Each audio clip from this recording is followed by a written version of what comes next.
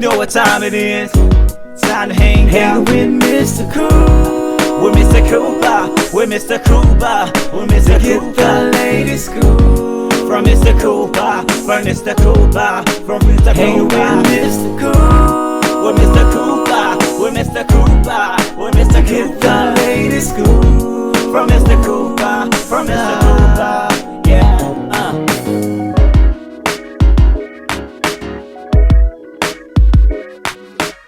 Welcome to the Bit Scoop with Coop. I'm your host, Coop. Season 10 still going strong, people. If you haven't, make sure you go to the website, thebitscoopwithcoop.com, where you can catch episodes from season 1 all the way up to now.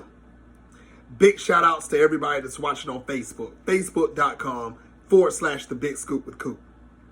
Big shout outs to everybody that's watching on Instagram, @BigScoopWithCoop. And also everyone that's catching me on YouTube, youtube.com/thebitscoopwithcoop. Make sure you click like and subscribe so you don't miss one episode of The Bit Scoop with Coop. All right, people, enough about me. Today's guest, he is a writer, he is a producer, he is a director, he is an actor. He has been in so many different movies, from Black Lightning's Tobias Revenge, and he have a new movie that's coming out. It's called A New Life. Ladies and gentlemen, Mr. Choice Skinner. Choice has been doing a lot of things in the industry and even outside of the industry.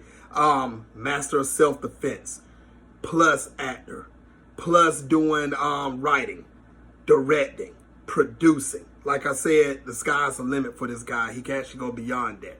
So we're going to kick it with Choice. We're going to find out what's going on with him. We're going to talk about the movie A New Life. We're going to talk about Black Lightning, Tobias Revenge. We're going to talk about how you can actually watch it also. All right, people, sit back, relax, and let's catch up with Choice. All right, people, let's kick it. Thank you so much for that electrifying intro. That was awesome, man. Hey, anytime. How's your day going so far? It's going well. I mean, between making sure things are right in regards to the film and the marketing and all that we have to put together to prepare for August 11th, you know, it's a daily grind. That's what I'm talking about. That's what's up. I'm in North Carolina, so the daily grind is this heat right now. We hitting almost close to the hundreds, and excuse my language, but the heat is on hell right now. So I got to definitely let you know that one. Yes, sir. Now, Choice, you know what? You've done a lot right now, you know, in the movie industry right now. You producer, director, you've acted. We're going to talk about Black Lightning also. Don't worry, people. We definitely will talk about that movie he did. Also, you know, you got a little, is it safe to say mixed martial arts, or what would we say? What's the correct terminology for your background? Because the self-defense fighting skills is on lock, man. I've seen what you've done. Thank you. Yes, but we're going to get into all of that in 1 minute. Now, Choice, like I said, a lot of people, if they're getting introduced to you for the first time, when did you first realize that you wanted to get into the movie television industry? Well, it's funny that you just mentioned about the martial arts, because that's what segued me into film. Because I had to, when I was in Georgia, I was trained in martial arts and I had a school. And then when I moved to Los Angeles, I was working with a R&B artist named Rome.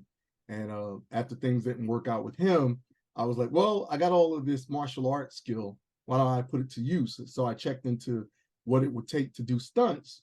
And I did a course with Art Camacho. He's a world-renowned stunt teacher, coordinator, and a director as well. And he's like, man, you got all the moves, but you can't act, man. You suck. So I was like, well, I don't have a problem with knowing that. Just give me the means to get better. And so I started doing stunts. And that's kind of what got me into the world of acting and the world of film. Knowing how to act opposite Tom Cruise and take a punch was the key in regards to the stunt world. So I moved a little away from the stunts into more on the acting and more on the film side of the business. Wow. So let me ask you about the stunts real quick. So when you first stepped foot on set and you actually had to start your stunts, I mean, what was it to the point where when a fighting scene came up, in your natural mind, you was like, okay, I'm gonna have to hit this dude before he hit me? I mean, what was going through your mind? Yeah, that was a tough trade. Because by nature I'm more of a self-defense practitioner.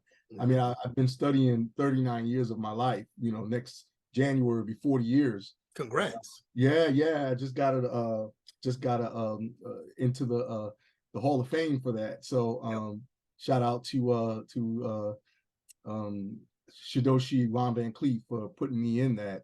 But it was a tough transition because you're right. My natural instinct would want to take over, but the thing about stunts, you learn patience, and you learn that the key. We always say our number one motto is safety first. Safety first. So I'd probably be the one to get hit before an actor or someone else would, because I would have to hesitate to make sure that I'm not kicking into my natural instinct.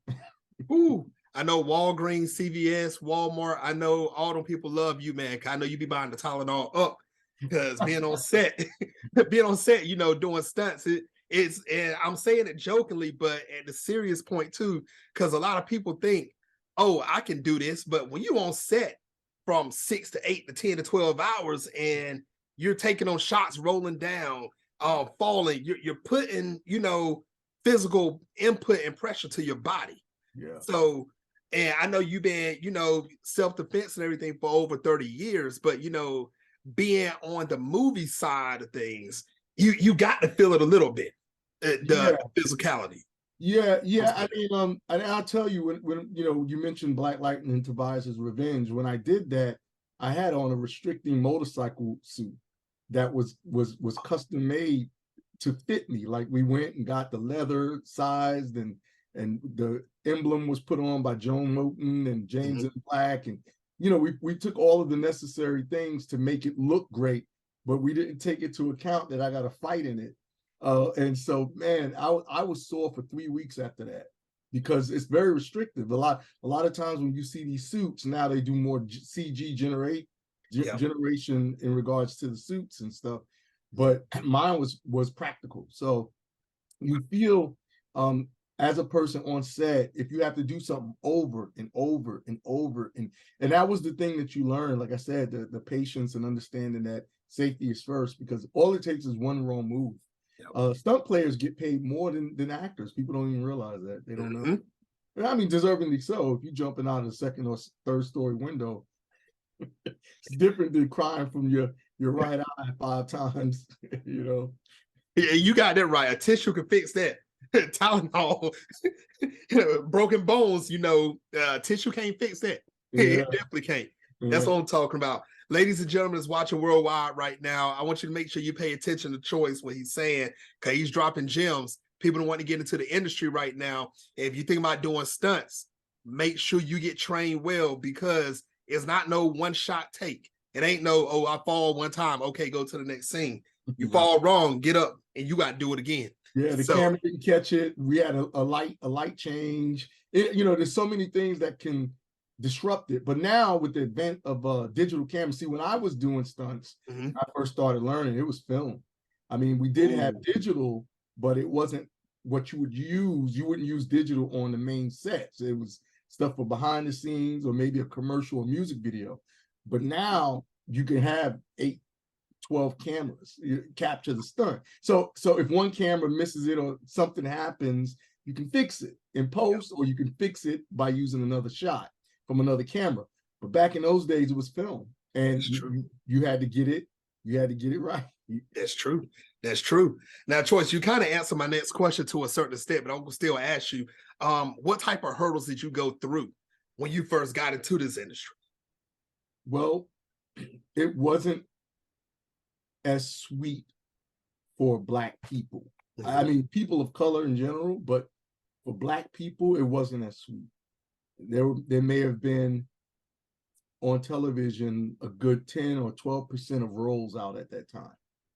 And we all fought for the same roles. We all fought to be on The Shield, and we all fought to be on CW and the WB and Fox at that time, and all of those shows that were coming out. For actors, it wasn't a lot of work. The strike that happened back then destroyed a lot of careers. It put mine on a grind, but I think the number one adversity that I had back then that I don't have now was when I would go into the room with a full script.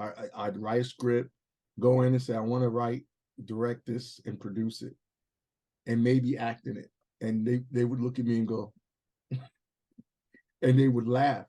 Mm-hmm. They would laugh at me because it was like, this black guy wants to come in and do all of this. It's like, and now I'm able to do it without any constraints or any restraints today. Yeah. So when people tell me, oh, I have this idea, there's a script, there's this project I want to do, I say, well, do it. And they don't understand that where I'm coming from was a time when we were restricted to do it because the cameras made it possible to where you can do it. The cameras made it because once they made it cheaper to be able to use those cameras, you have no excuse. You have a camera in your hand now with that iPhone or with the Android. Yep. But back then you had to have a full set. You had to have film canisters. You had to have film development. It was film. And so now it's easier to put your idea into conception and to completion. Whereas back then, no. I mean, and so, I mean, there weren't, you know, when you look at the films that are classics back then, they were a struggle to get off the ground. I mean, any film is still a struggle to get off the ground, but back then, for Black people seen a certain way, oh no. Yeah. And you see, that's what a lot of people, I think, that are just fans of the industry. You know, they haven't been in the movie. They're like, well, if Top Gun was shot back in the 80s and this new one is out now, it's just made the same way. No, two totally different things going on here. Because like you said, Choice, the digital world has kicked in more now. So it's not like that. And like you said, also people of color, that was very hard for us to get into anything, unless you're doing a straight up indie movie. And what I mean by indie as in I shot this in my mom's basement. Now let me just show people that walking down the street or at school what I shot. That's what I mean, like by that part. Yeah, if you shot a film on VHS or something like that, it was considered straight to video. It was the equivalent of what Tubi is like. Yeah. But you know, there's stuff on Tubi that's great. Like they knock it, but they don't realize that Tubi is similar to that of the CW, the WB, Fox. They always use us. They always use Black people to start the building of something, and then they come in and swoop in. They take it over. And then they do their thing, and then they fail, and then they use us again in order to build it back up. And then when they finally get it right, they take credit for everything. Yes, of course. Yep. Oh yeah, trust me, I've been there. I know, I've seen it. I definitely seen it. Now, Choice, did you have any mentors to help you out through the industry? We know we heard about, you know, when you're doing self-defense, who helped you out there, but in the television movie industry, did you have any mentors? Man, I can, you know, shout out to my manager, Shaw Ross. What up, Shaw? Yeah, Ross Stevens, Artist Entertainment. I mean, we've been together for a long time, but that's a loyalty thing, and then that's a thing of understanding that we complement each other in the work. So I would say for sure she's hands down one of the top mentors because I learned so much from her even still now after all these years. The Hillenbrand brothers, they were two very instrumental figures in my career teaching me about film. They were the ones that once I got into stunts, they hired me for several of their films. So they're no longer in the film industry. One of them is.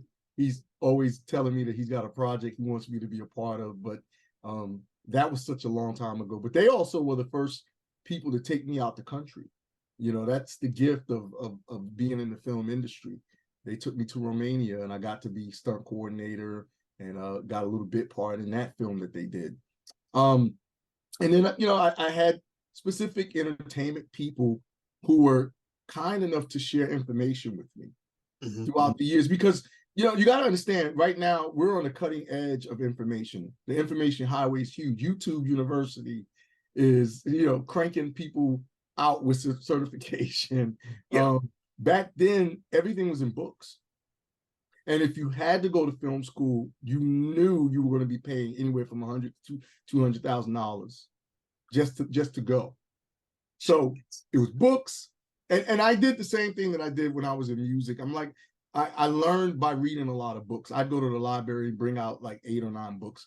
Film was the same way. I just knew there was no way I was going to have that amount of money to go to UCLA or to USC or, you know. And so I just said, you know, let me just go in and research this and learn about it. And, you know, there were those people in my career who, like the Hillenbrands, they taught me about lenses, you know, what lens sizes and stuff, just being on the set and being in the video village, because I was acting at that time and doing stunts. So you get to see how things are done. You just ask questions. And I was fortunate that I had people who did mention a lot to me about the film industry. And you know what, Choice, and I tell a lot of people, there's so many different sayings that's up in the movie industry, television industry. They say it's who you know. Some people say it's who knows you. My philosophy is those two put together plus one more. The person that knows you, that you know, that believes in you and give you that shot, that can shoot you up to the moon and back. And that's the thing. That's all it takes. It's just that one person that can open that one door for you. You can run like Forrest Gump. You really can. Yeah, the wind beneath your wings. That's, you know, the wind beneath your wings. I mean, and I say that too. You know, people think that a lot of times when you see a lot of these talented people that have arrived, right? Oh, he's arrived or she's arrived. They don't know all the work that was behind the scenes, the different things that happen. They don't know the true narrative. I have a very well-known casting director, a director friend, and she mentions that all the time. She says, speak the true narrative. Tell what really happened. Tell the whole story. People don't know what goes into building a talent, and the belief. You're right. The belief, someone believing in you, is irreplaceable and very powerful. I know a lot of people in the industry, their parents disowned them because they chose the career path of entertainment. Yep. And they totally cut them off. Yep. And once they became successful, then their parents came back into their life. So you see that a lot. Mm-hmm. And it should make you feel, and that person, it'll make them feel a certain way. Like, why weren't you there for me when I told you I wanted to try this? And why you didn't believe that I could be successful, had a faith I could be successful. Mm-hmm. And now the success hits. Oh yeah, I knew you could do that. No, in the back of your mind, you're like, no, you didn't. Now you're seeing it happen. So I get it. I definitely get it. I definitely do. I think every industry has that. I think everyone goes through that. I think you know, sports players get a little bit more love from the hood and their family, because the amount of money that you can make being an athlete, it's outstanding. But entertainment is looked down on because, first off, a lot of people can do it. You know, a lot of people in the church can sing. A lot of guys on the hood that wanting to rap. You know, yeah. Acting's a little different because it is a skill that takes a sense of discipline. Mm-hmm. You know, I mean, what happened was that Snapchat and all of those, the Instagram and all those, the Vine, all of those things started making it where young brothers and young sisters in the hood can become famous off of one viral video. Mm-hmm. But that doesn't mean that they develop their discipline, because you get up, some of them would do the Vine, they'd shoot 5 or 6 videos in one day. Yep. At the high noon when the light is being blasted out and everything's overexposed. It didn't matter because it was quick and easy and cheap, you know, content. That's true. You see what I'm saying? But yeah, I do. If you pick up a camera now, great, the camera does a lot of the work, but you still have to know the fundamentals and the basics of how you work your ISO, how you work your exposure, how you work your all of the different aspects of the camera, your shutter speed and all of that stuff. And should I use a 50 lens or 85 or 100 or 25, or what's a master shot, what's a close-up, what's a medium shot? You know, those things, there's still that is employed on a film set. You see? That's true. That's true. And you see a lot of people, they see other people get online and say, oh, I use this, I'm making this up, JVC 1080 camera. That's the model number. And they think That's all they need to do is run and get that camera and start doing this. No, man. You can't just hold a camera like a bazooka and think you're going to actually shoot something. It don't get down like that. You got to know your skill. Yeah, they don't have the Definitely do. horizons right. They're crossing the line. Yep. Just the coverage is bad. Focus is out of focus. There's no depth of field. And you know, I mean, and I'm not one to laugh at anything that people do as an accident or they don't know because they're ignorant of what the process is. Mm-hmm. The thing that I've always learned is that you have to pursue excellence. Yeah. You have to pursue excellence, you know, because then you're able to sit amongst the big boys and say, oh, I did this and I did it less than you did it. Mm-hmm. You know, there's a story I'll tell you real quick. I had won the Octavia Spencer's Facebook challenge, and it was just basically she put a challenge on her Facebook page and said, I want all filmmakers that are in my friends list to post a short.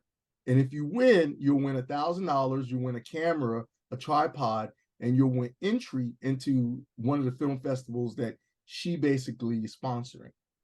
And I had a 2 to 3 minute short that I put on her page, and it won. It was about HIV, and it won. Mm-hmm. And I thought it was a joke when her agents and them hit me up and said, "Oh, you won." I was like, "What is this?" I thought it was some scam. And I ended up winning, and I went to New York.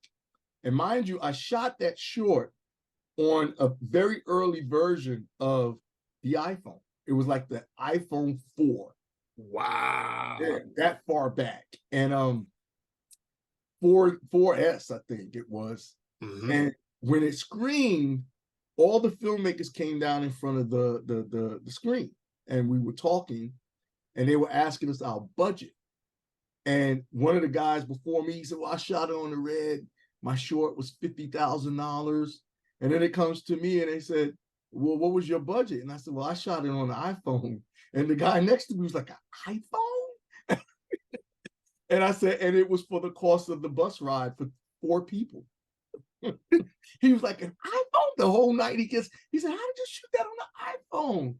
And I said, "The information is always there, man. You just have to search out and reach out for it." But the most important aspect of anything regarding film work is telling the story, having a great story. That's true. That's true. And you know what, Troy's, you was actually before your time, man, doing this. Yeah. Because people didn't start shooting on the iPhone to what? Right about a few years before COVID? Yeah. Somewhere in that time? Yeah. That's crazy. That's crazy. Now, Troy's talking about movies, man. Let's go on and get into this. You played the role of Jefferson Pierce. You know, Black Lightning, Tobias Revenge. Yeah. Now, how excited were you to actually be on set to play that role? Well, what happened was we were right in the middle of finishing up a feature film. I had shot a film called Wingman Inc. I had directed a cast and crew of 90 to 100 people.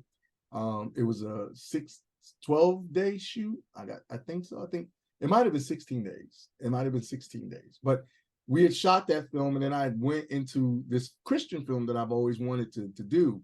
Mm-hmm. And we ran into a problem of finishing a lot of the VFX of that. James and Black, one of my close dear friends and an amazing filmmaker, actor, everything. He's like me, but he just got dressed. We were working on the film. It was basically called Keep the Faith, and we finished 85 to 90% of it, but we needed some more money. And at that time, there wasn't a way to complete films like that, you know? And so we were like, all right, well, while we're working on finding money for this film, let's figure out something else that'll be like a calling card. Let's find another project that we can do that would put us out there. And so at that time, I was like, superhero projects.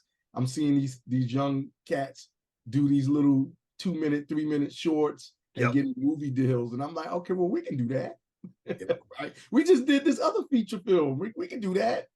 And so I told him, we're going to work on, I looked up and I said, I want to play superhero.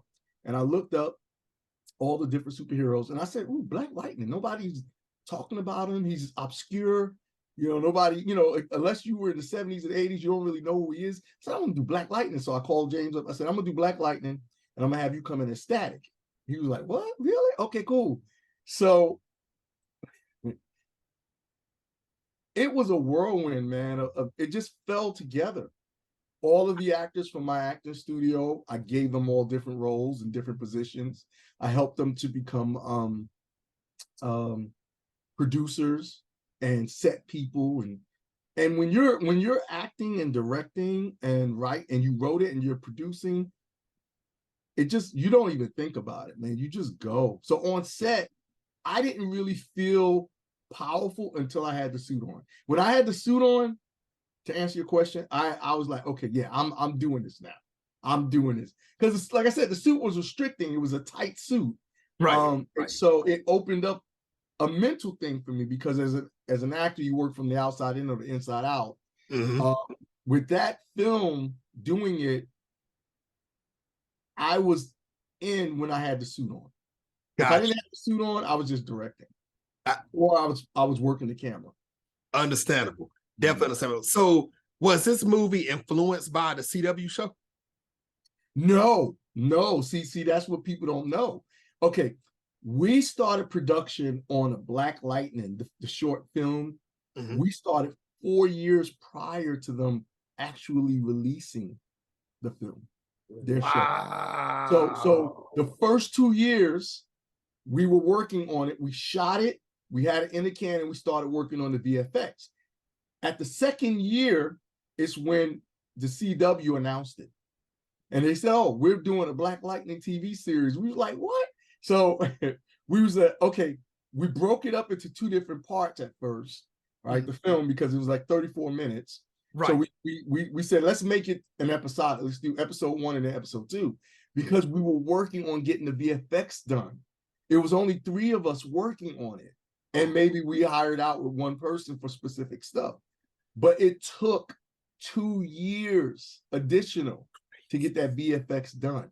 So by the time the show came out, we had completed it. Literally, we finished it before the show, but by months, maybe. By months, we finished it. So everyone thought, oh, you guys, you was inspired by the CW. Like, no. If you look at our version, it's really close to the comic. Yep, it is. It's very close to the comic. And I've had people say that. They would go, man, this is not to knock that, but this is more closer to Jefferson Pierce. And I'm like, yeah, it was important. That's why I picked it. So it's more influenced by the comic than it is CW. Well, the CW took a lot of attention away from Jefferson and put it on everybody else that, it didn't really matter. For me, it's like he represents what Black men can be, man. It's true. And I didn't want to play a troubled character. I wanted to play a character that respected the community, respected his family, was upstanding as a Black man. I love those characters. Any character that has redemptive qualities. Wow. So yeah, that's the gist of it. Mind you, they took, everyone was like, well, maybe they'll have you, because remember, our objective was to get seen, use it as a calling card. Right. Ain't no meetings popped up. Nobody called. People watched it. They were like, I got people today. They go, man, the VFX looks 10 times better. I'm like, yeah, because it was 3 of us working for 2 years on it. That's true.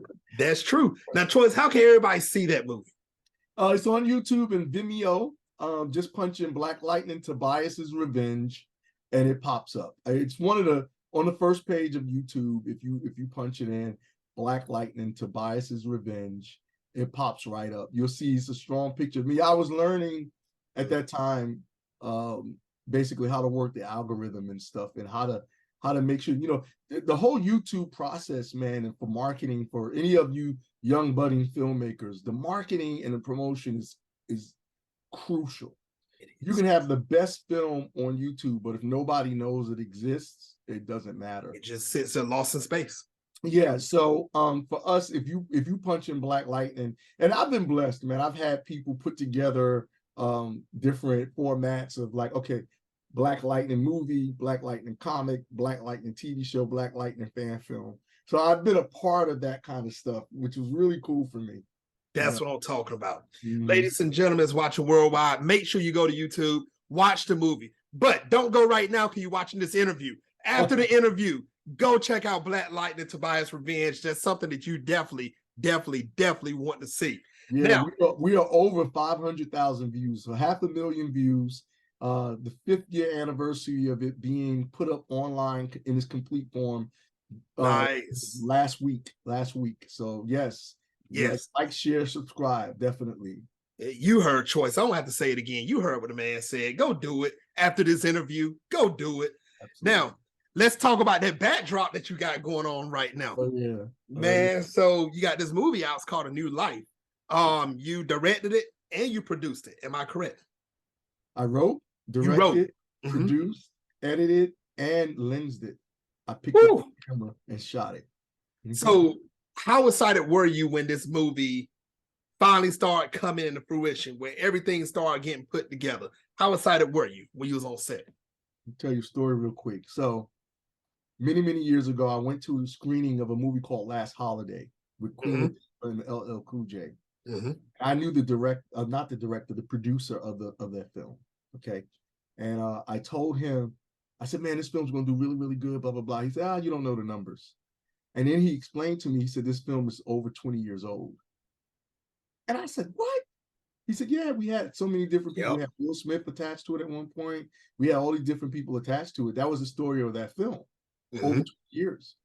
This film, A New Life, is over 20 years old. It's the first screenplay that I wrote solo. It's about 23 years, actually. Wow. Yeah. And so when I wrote it, and that's going back to that time that we were talking about when, for Black filmmakers, you could write a script, it didn't mean anything. If it wasn't part of the film system, studio system, you weren't going to get it made. If you couldn't get like a Morris Chestnut, who I initially wrote it to have Morris Chestnut star in it. At that time, it was Morris Chestnut and Lisa Ray. Okay. So I was like, if I can get them to be in it, I can get it made. No. So, it hit the shelf and it collected dust. And just recently, during my acting class, I had an actor, Chris Rouse, who I was like, he had did a scene from it because I was using it in my workshop. I was using the script, different scenes from the script in my workshop. I do that with a lot of my scripts. And so when Chris first did it, he was a newbie in my class and he kind of bombed at it, man. He sucked the air out the room. It was bad, right? Right. And so about a year and a half, almost 2 years later, he did it again with a new actress and he murdered it. And I started thinking, I said, man, Chris, I said, you really murdered this scene. If I ever made this film, I'd cast you as the lead. And he's like, thank you. He took all of the advice and everything. And in the night, I said, hey, Chris, I said, would you want to read this script? Now, mind you, it was over at that time. It was 20 years old. He said, yeah, sure. He read it. He liked it. And I said, if I was able to get this off the ground, would you want to play the lead? I, have you start a lead, bring you as a producer. He said, yes. And that started the process. So fast forward to us being on the set, it was lockdown in Los Angeles. It was COVID lockdown. There was nothing going on. My actors didn't care about that. They wanted work. That's just who we are. And that's how it goes. Yeah. Yeah, it was, so we were able to be on set. And like I said, I had the camera. So I will attribute a lot of the success of the completion of the film to Ramsey Phillips, my AD, because there were several times where I didn't want to keep going. I was like, I don't want to do this. Oh man. And Ramsey would send call sheets out anyway. And he knew my personality, whereas if I make a promise and I gotta be there, I'm gonna be there. So he would send no call sheets out, man. I'm like, oh, Ramsey, and he'd take over the reins, literally tell everybody, we doing this, we doing that, we doing this. We shot it in 16 days, we knocked it out. Ramsey also was a very instrumental part in the keeping the glue together of it, because I had what's called diverticulitis. Okay. Some people know of it, they don't know what it is. But I was getting a lot of flare-ups. And for me, it's stress induced. So I was on the set, we were shooting the first week, we were knocking it out. and I knew something was wrong because I was sweating more than I needed to. And come to find out I had a flare up. So that shut production down for almost 2 weeks. But if you see the film, the baby shower is when I came back. That was my first day back after having to shut down. Got you. When's this movie dropping? It drops August 11th on all major streaming platforms, Amazon Prime, Vudu, Xfinity, Infinity, Cox. Okay. A lot of major platforms will have it. Ladies and gentlemen worldwide, make sure August the 11th, you stay tuned. You want to watch this movie. A lot of work's been put into it. It's a movie that you're going to love. Tell your family, your friends, your associates. Man, forget it. Tell your haters. Tell everybody, go watch this movie. Make sure you do it. Now, Choice, this last part of the episode right here is called Take the Floor. You have up to 2 minutes to say whatever you want. Choice Skinner, take the floor. All right. Well, one of my favorite mottos is greatness recognizes greatness. And I just want everyone to know that I made A New Life as a tribute to the Black community and Black men in particular. A lot of the topics and the subject matter of the film deals with the perspective of Black men that we don't really get to hear or see. Our devotion to our family, our passion to be great fathers, our love for our family and our culture. So when you watch the film, what I want people to get is the essence of understanding that Black men, we're so much more than just rappers or athletes or, cats in the hood and what you see in the media. We're deep, profound individuals. We love, we care, and we sacrifice a lot. I was telling somebody just recently, this other brother, man, I said, man, I understand. People talk a lot about mental health, but they don't understand the day-to-day things that we have to deal with as Black men. We get it. They always say, oh, Black women, they have it harder than anybody. It's like, we're told to suck it up and keep stepping. I'm not even going to get into the thing of crying. I'm just talking about be okay no matter what. You got to be strong. You got to be okay. And then all the darts that are thrown at us, we have to accept those as well. And I want people to understand that the industry, it needs us. Black people, it needs us. Don't ever let anybody make you believe that you don't have any attributes that you can bring to the game. Don't let them make you believe that. You just keep pushing, you just keep working, because there's days when I'm down and I'm like, okay, man, but look, 23 years later, something that I wrote, I actually completed it and it's coming out and people are going to watch it and they're going to enjoy it, because that's my objective. My objective is to strengthen and build the Black community through media. That's what's up. Choice, man, once again, thank you for coming on the show. You are awesome at what you do. You got a lot of things going on. Ladies and gentlemen, once again, make sure you go check out A New Life. Make sure for the 100th time, check out Black Lightning, Tobias Revenge. Make sure you follow him on social media. Give it real quick. How can everybody follow you on social media? Yeah, on Instagram, you can catch me at DARKAN 2000. That's Darkan 2000. On Twitter, I'm DARKANENT. On Facebook is Choice, CHOICE, J Skinner, my full name. And then I'm on TikTok as well, DARKANENT, and A New Life Film. So on TikTok, TikTok, Facebook, and Instagram, you can find the film, A New Life Film, A New Life Film, all one word, on all of those platforms. That's what's up. Make sure you follow and keep up with everything that's going on. Choice, I'd love to have you back on the show in the future. Absolutely. I'll be working on some other stuff, so definitely. Gotcha. All right, guys, make sure you stay tuned to the Big Scoop with Coop. My next episode, my next guest is, I never announce my next guest. You better watch out on social media to find me. All right, people, until the next time on the Big Scoop with Coop. Peace.